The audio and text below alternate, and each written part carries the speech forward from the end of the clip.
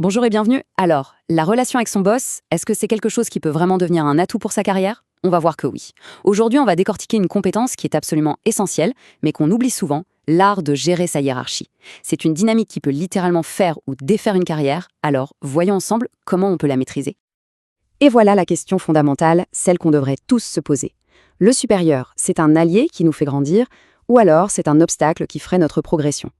La réponse à cette question, eh bien, elle peut déterminer bien plus que la prochaine promotion. On parle aussi du bien-être au quotidien, et ça, c'est crucial. Cette citation de François Proust, elle est juste parfaite pour planter le décor. Elle met le doigt sur quelque chose de très vrai. Aucun supérieur ne pardonne d'avoir à démontrer son autorité. Ça résume, en une phrase, toute la tension, tout l'enjeu de cette relation.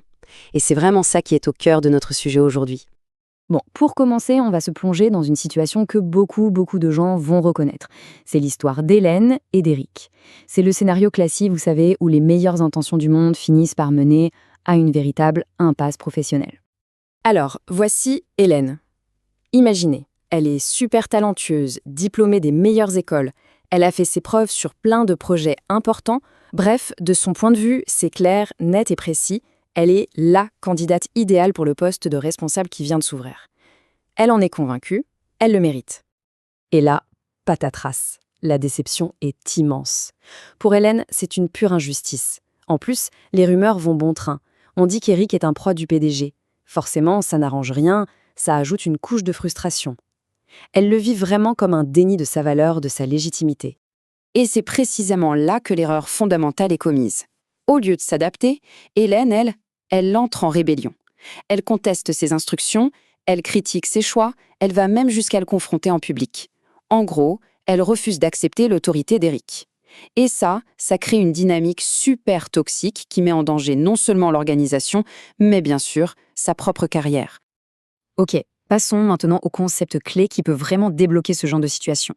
Il s'agit d'adopter un état d'esprit qui, je l'admets, peut sembler un peu contre-intuitif au premier abord.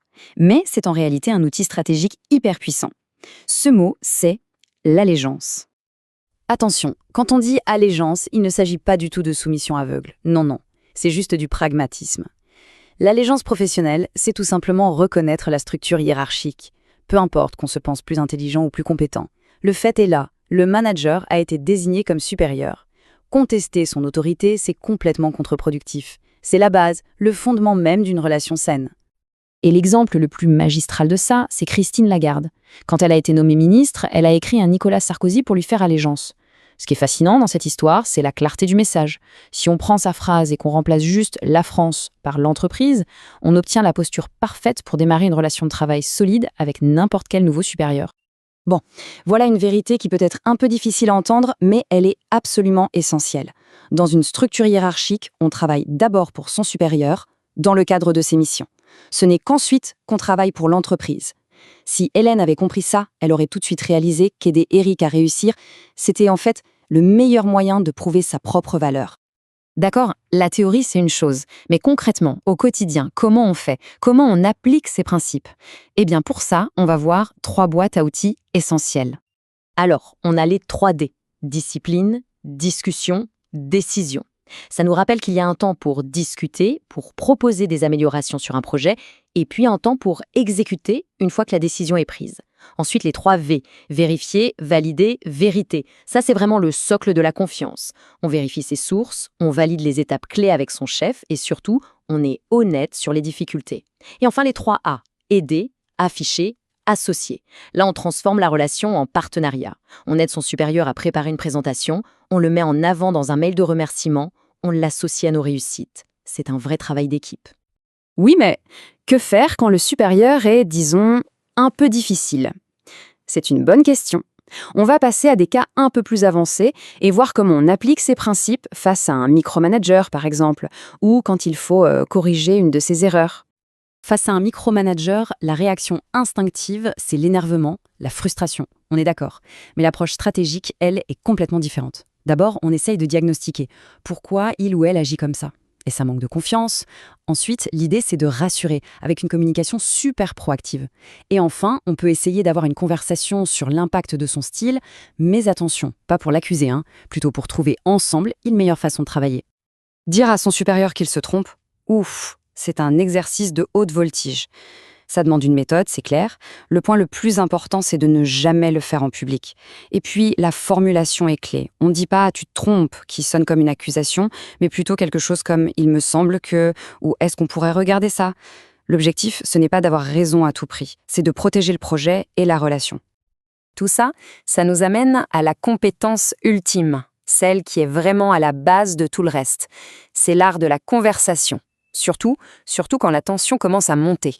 C'est une technique de communication qui est d'une puissance incroyable. Quand on se fait attaquer verbalement, notre premier réflexe, c'est quoi? C'est de contre-attaquer.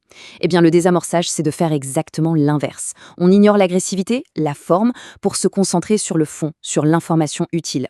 Par exemple, si le boss lance un « ce rapport est nul », au lieu de répondre « mais non, ce n'est pas vrai », on demande calmement « ok, quels sont les points que je devrais améliorer ?» Ça change tout. On voit bien la différence. D'un côté, on a la réaction qui mène direct au conflit.